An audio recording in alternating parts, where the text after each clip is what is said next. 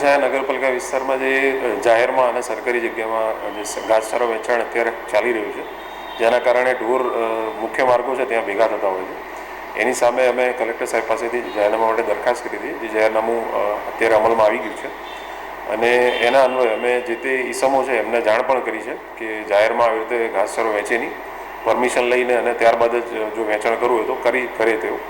અને ટૂંક સમયમાં અમારી ટીમ આ છે જે ઘાસચારો જાહેરમાં વેચે છે તેને બંધ કરવા માટે પોલીસના સહકારથી કામગીરી કરશે.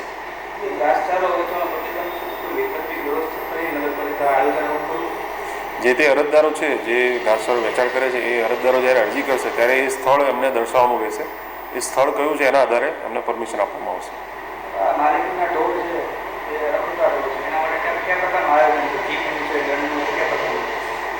અમે તાજેતરમાં જ જાહેરાત પણ કરી છે, જે પશુધારકો છે માલિકીના છે તેઓએ લાયસન્સ મેળવવાનું છે, તેના માટે અમે લાયસન્સનું ફોર્મ વગેરે પણ અમે તૈયારી અહીંયા રાખેલી છે.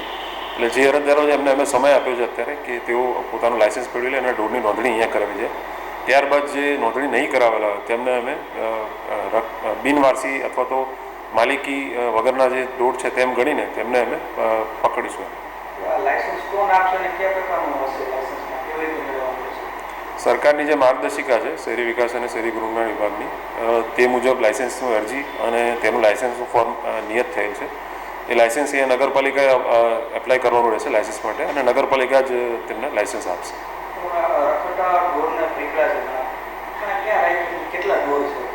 અત્યારે 200થી વધારે ઢોર છે, ઓળદર ગૌશાળા ખાતે અમે રાખીએ છીએ, નગરપાલિકા સંચાલિત ગૌશાળા છે.